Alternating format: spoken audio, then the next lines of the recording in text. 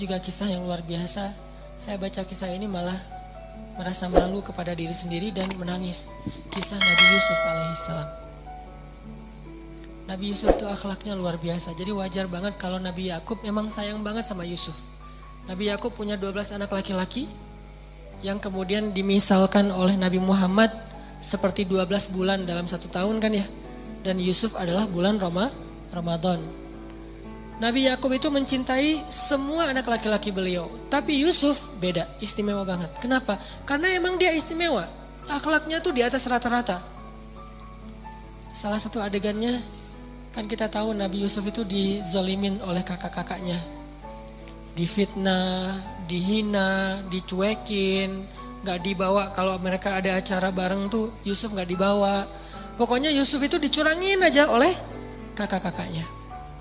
Sampai puncaknya mereka buat rencana jahat dengan cara mengajak Yusuf untuk berburu, lalu mencelakai Yusuf dengan memasukkan Yusuf ke dalam sebuah sumur yang dalam, walaupun bukan sumur yang menggenang air sehingga nggak tenggelam, tapi dalam, nggak bisa naik ke atas. Dan waktu itu usia Yusuf baru 7 tahun, kelas 1 SD.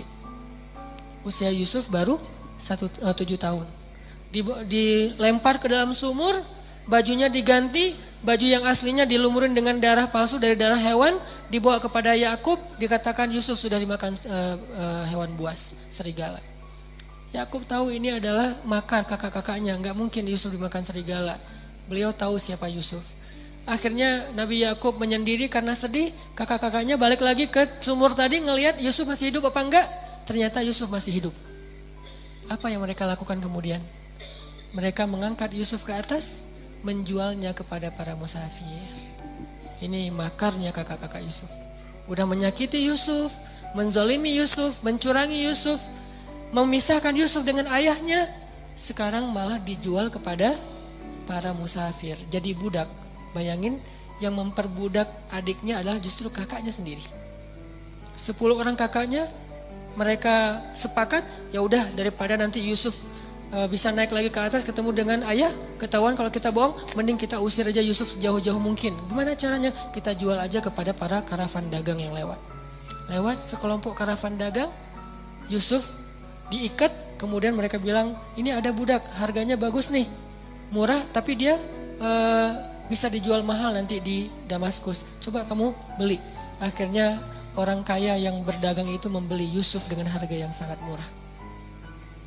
Ketika dibeli, mau dibawa, kakak-kakaknya diam aja, melepaskan adiknya, kayak garing gitu.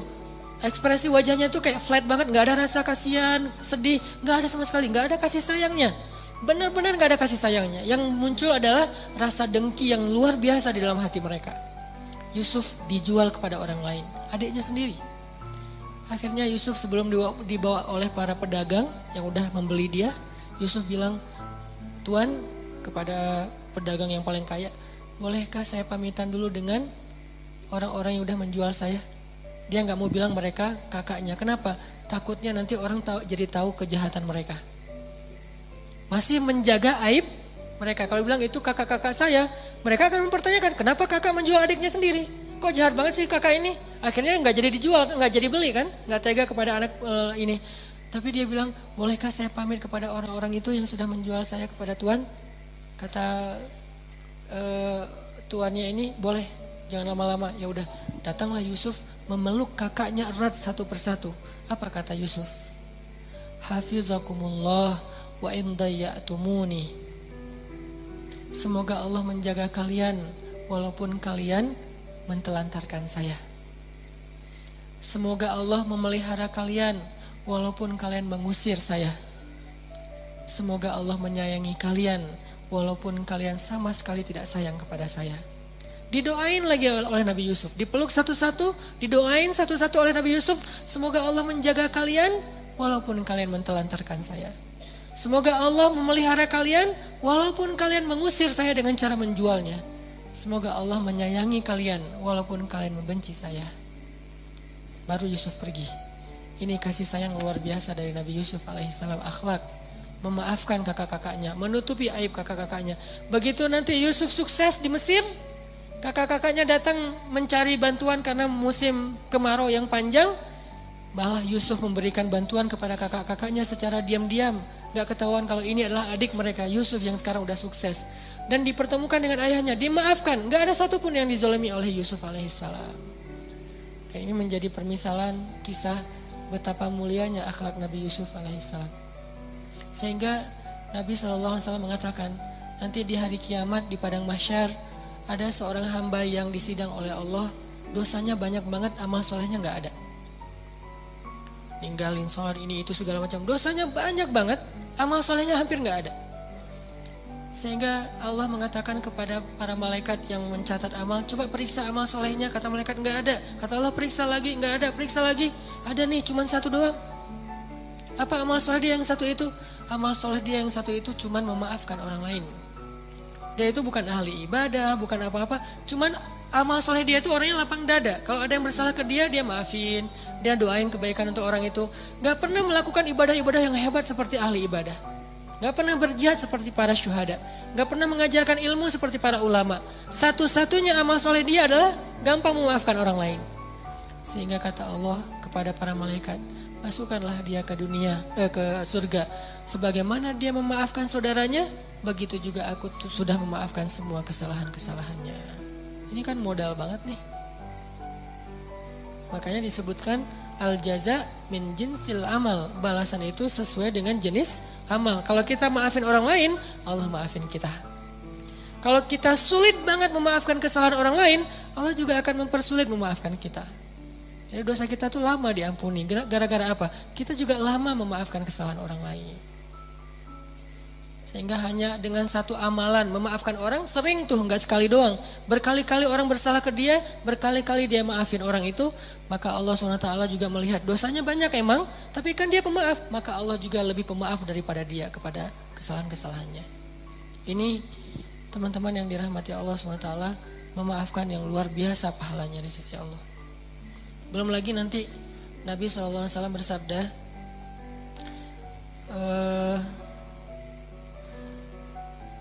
tidak akan sempurna iman seseorang. La yablughul abdu salihal iman, sampai tidak akan sempurna iman seseorang sampai dia yasila man qata'ah, menyambung silaturahim kepada orang yang memutuskannya. Wa yu'ti man haramah, dan memberi kepada orang yang tidak pernah mau memberi untuknya. Jadi nolongin orang yang gak mau nolongin dia. Wa yuhsinu ila man asa'ah ilaih, dan dia berbuat baik kepada orang yang udah menyakitinya. Wa yaghfiru liman syatamah, dan memaafkan orang yang menghinanya. Jadi gak akan sempurna iman seseorang sampai dia menyambung silaturahim dengan orang yang memutuskan dia. Kemudian apalagi? Memberikan bantuan kepada orang yang tidak pernah membantu dia. Jadi dulu ketika dia minta bantuan, orang itu nutup pintu rumahnya, gak mau bantu sama sekali. Sekarang begitu orang itu butuh bantuan, dia membantunya. Ini artinya membalas satu keburukan dengan kebaikan. Itulah puncak dari keimanan seseorang hamba. Membalas keburukan dengan kebaikan, itulah puncak dari keimanan. Sehingga Nabi Yusuf alaihissalam disebut mukmin sejati, karena beliau mampu membalas keburukan kakak-kakaknya dengan doa-doa dan akhlak yang sangat baik. Ini melawan ego. Apa yang membuat kita mampu melakukan ini? Balik lagi kepada iman. Man kana yu'minu billahi wal yaumil akhir falyusil rahimah. Siapa yang beriman kepada Allah dan hari akhir, hendaklah dia menyambung silaturahim.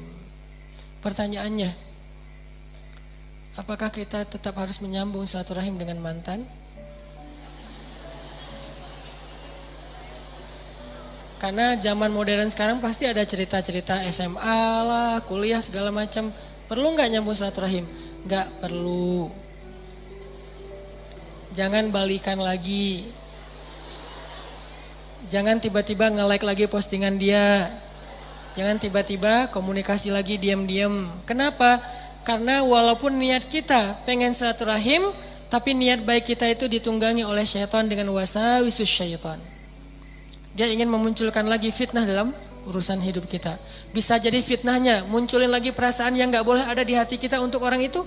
Bisa jadi memunculkan konflik di dalam rumah tangga kita. Kenapa saya bilang gak boleh? Sampai Nabi aja membolehkan kita berbohong untuk bab ini.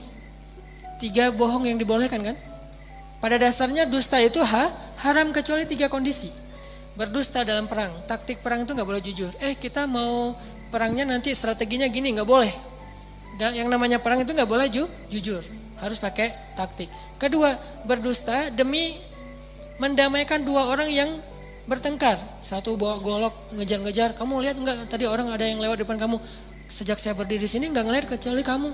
Dusta, padahal tadi ada yang lewat. Dia dusta demi menyelamatkan orang itu dari pembunuhan.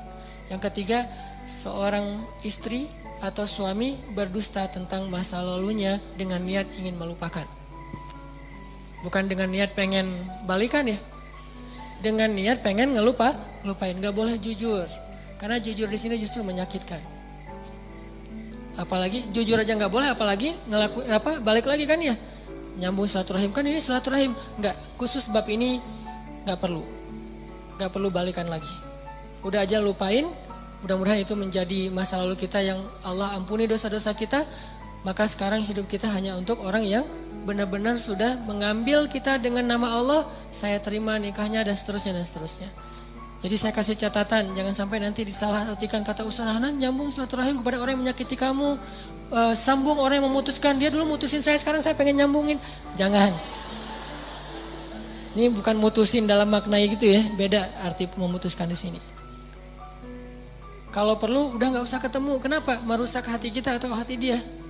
Kalau misalnya pasangan kita kenal, malah ngerusak hati pasangan kita dan itu nggak baik. Benar-benar diputuskan. Bukan karena kita memutuskan silaturahim, tapi karena kita ingin menghindar dari dosa-dosa. Kemudian ada lagi cerita dari Imam Syafi'i. Ini akhlak Imam Syafi'i. Imam Syafi'i juga di masa hidupnya tuh banyak haters. Sesoleh Imam Syafi'i juga ada haters. Jadi followers Imam Syafi'i itu bukan cuman karena pengen belajar kepada beliau, haters beda mazhab. Imam Syafi'i ditahzir, Imam Syafi'i dibid'ah-bid'ahin, Imam Syafi'i dibilang ngada-ngada, Imam Syafi'i dibilang gak punya dalil, hadisnya dhaif segala macam. Pokoknya begitu Imam Syafi'i posting satu nasihat 1 minute booster, banyak hatersnya. Ini apa-apaan sih, pamer banget sih, riya segala macam. Wah ada aja tuh haters.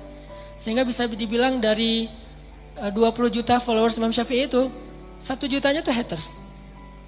Kebayang 1 juta haters kan lumayan tuh ya. Setiap posting mereka tuh aktif. Aktifnya tuh komen. Gak nge-like, gak nge-repost, komen doang tuh. Apa kata Imam Syafi'i? Mereka mencela aku, maka aku tidak ingin membalasnya dengan keburukan yang sama. Mereka menghina aku, mereka menjauhi aku, mereka memfitnah aku, maka aku balik mendoakan mereka dengan doa-doa yang baik. Karena sesungguhnya mukmin itu seperti ud. Tahu ud? Ud itu kayu Arab yang memang punya harum. Dia tuh jadi kayak parfum. Orang Arab tuh kan ada 2 parfum ya. Parfum cair sama parfum yang dibakar kan kayak dupa gitu kan. Nah yang dibakar itu namanya kayu ud. Jadilah seperti kayu ud yang makin dibakar makin mengeluarkan asap yang harum. Itulah perumpamaan mukmin. Makin dibakar dengan celaan, dibakar dengan akhlak yang tidak baik, dibakar dengan berbagai macam tuduhan-tuduhan, dia makin harum. Kalau nggak dibakar, nggak ketahuan harumnya, kecuali kita cium dari jarak dekat. Begitu dibakar, jadi harum. Itulah mukmin. Kalau kita mau jadi mukmin sejati, jadilah ud, jadilah kayu yang harum. Ketika dibakar, asapnya memberi keharuman satu ruangan. Makin dibakar, makin harum. Jadi dia memberikan keharuman dan kebaikan untuk orang lain dengan cara apa? Mengorbankan dirinya sampai habis kayunya terbakar. Subhanallah, inilah yang disebut dengan mukmin. Makanya orang yang kayak gini, teman-teman, ketika kita dalam kondisi-kondisi yang seperti ini difitnah, kita baper, kita sedih, itu kondisi kita yang paling dekat sama Allah. Kalau kita bersabar, justru Allah tuh ngedukung kita banget. Tapi kalau kita kepancing, Allah nggak akan ngedukung kita. Karena ada kisah di zaman Nabi, Nabi lagi lewat di sebuah pasar. Namanya di pasar kan ada aja orang bertengkar ya. Kayak di Mesir itu suka aja di Damri itu, kalau saya naik Damri, setiap hari saya naik Damri pasti ada yang bertengkar. Ya Humar apa segala macam. Humar itu celaan orang Mesir ke temannya, keledai. Kamu tuh keledai segala macam, marah-marah, teriak-teriak. Terus nanti orang di sebelahnya ngedamain dengan bilang shallu ala Nabi, selawat kepada Nabi. Akhirnya dia diam, sallallahu alaihi wasallam. Itu cara mereka ngedamain, suruh salawat. Kadang-kadang juga lagi marah-marah gitu, ngomel-ngomel, sebelahnya bilang shallu ala Nabi, dia salawat tapi marah juga, sallallahu alaihi wasallam, lanjutin lagi marahnya. Ada yang kayak gitu, ada yang tenang, dimarah-marahin, dipanggil keledai segala macam, dia jawab apa? Emangnya ada keledai selain engkau di sini? Dia bilang, ya keledai kamu. Emangnya ada keledai lain selain kamu di sini? Enggak ada. Ada. Sama aja jawabannya. Kan ini menjebak ya. Kalau dia bilang enggak ada berarti dia keledai. Kalau dia bilang ada, dia juga termasuk keledai. Akhirnya dia bingung, orang pada ketawa satu bus gitu-gitu. Banyak pokoknya kejadian-kejadian orang bertengkar di Damri kalau di Mesir itu banyak. Terutama bulan Ramadan. Karena orang Mesir itu enggak tahan lapar. Jadi kalau siang puasa itu pasti yang bertengkar itu 2 kali lipat lebih banyak kasusnya. Cuman hebatnya mereka bertengkar itu cuman mulut doang, enggak sampai baper di hati. Setelah itu ketawa-ketawa lagi, sampai ada cerita tetangga bacok-bacokan pakai parang itu berdarah-darah. Setengah jam kayak gitu. Setelah setengah jam saya lihat mereka udah pelukan, ketawa-ketawa, ngopi di depan apartemen gitu. Lah, ini masih berdarah loh, sambil diperban sambil ngopi. Ini orang Mesir. Jadi hati sama sikapnya tuh beda. Sikapnya tuh udah bacok-bacokan, hatinya masih saling mencintai gitu. Nah, ini agak-agak unik nih. Itu terjadi loh di Mesir. Nah, artinya di zaman Nabi itu, Nabi lagi jalan lewat pasar, tiba-tiba Nabi ngelihat 2 orang lagi berselisih. Cuman yang satu ngomel, yang satu diam. Nabi langsung berhenti, ngeliatin dari jauh. Yang satu ngomel, terus yang satu diam aja sambil tersenyum, diam. Makin disenyumin, makin dia ngomel, makin menjadi-jadi kan. Kok kamu senyum sih, gak marah? Pokoknya ngomel terus. Ya, diam aja. Nabi memperhatikan dari jauh sambil tersenyum. Mulut beliau komat-kamit.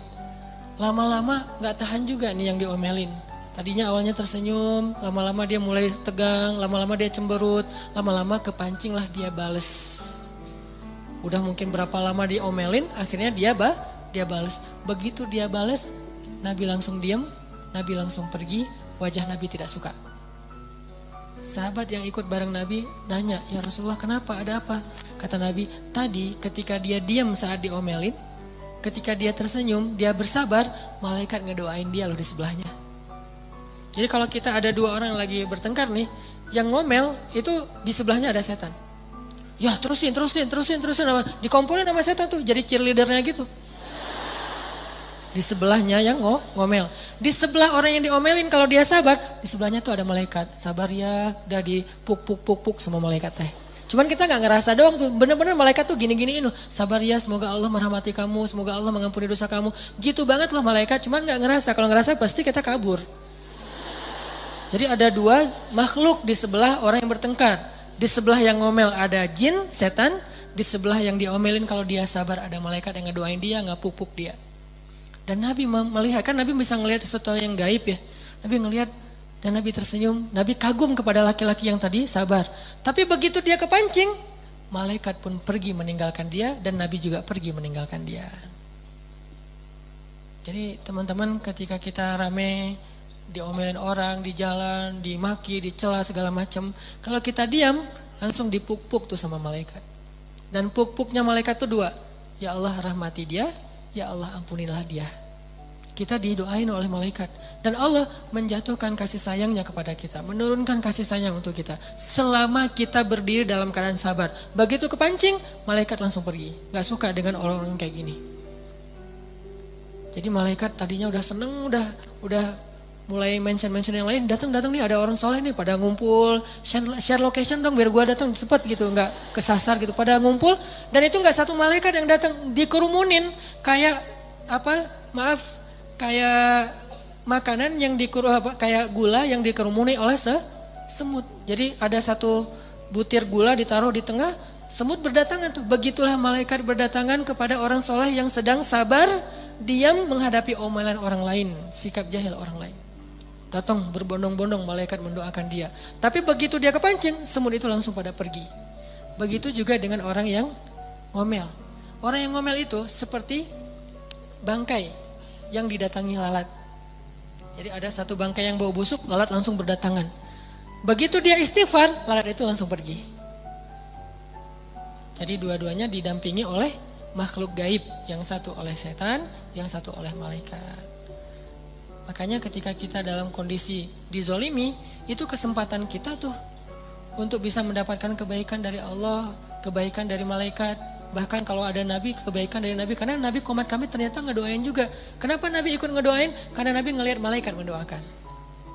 Nabi itu pokoknya ngegeng banget lah sama malaikat. Kan nabi sama malaikat itu sering kayak nongkrong bareng gitu kan. Nabi itu sama Jibril teman-teman, itu kayak soulmate-an banget loh. Kan Jibril kalau turun menemui nabi itu berwujud seperti seorang cowok keren. Fatamatsala laha basyaran sawiyan.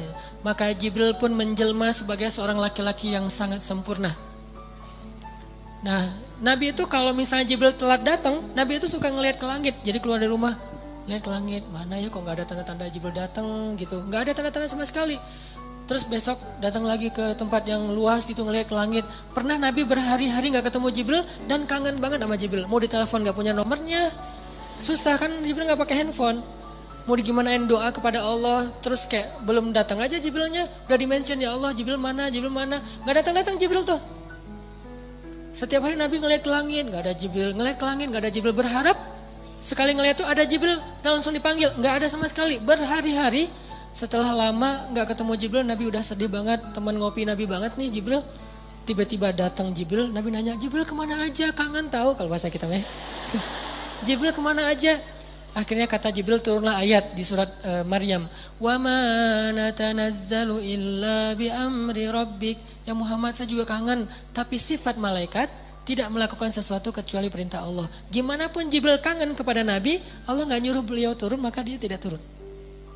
Jadi sama-sama kangen nih, yang di langit kangenin yang di bumi juga kangen kepada yang di langit. Tapi kedua-duanya tidak bisa ketemu karena belum ada perintah Allah Subhanahu wa taala. Wa ma natanazzalu illa bi amri rabbik. Kami tidak turun kecuali dengan perintah Allah ya Rasulullah. Walaupun kangen sebetulnya. Jibril ada emosi? Ada. Suka, benci ada di hati Jibril. Cuman suka dan benci Jibril itu sesuai dengan kehendak Allah, taat. Jadi teman-teman, kalau kita misalnya lagi digituin, berarti kita ada kesempatan nih didampingin malaikat. Diam aja, jangan kepancing. Begitu kepancing, berarti kita harus langsung berimajinasi, oh aduh malaikat pergi nih.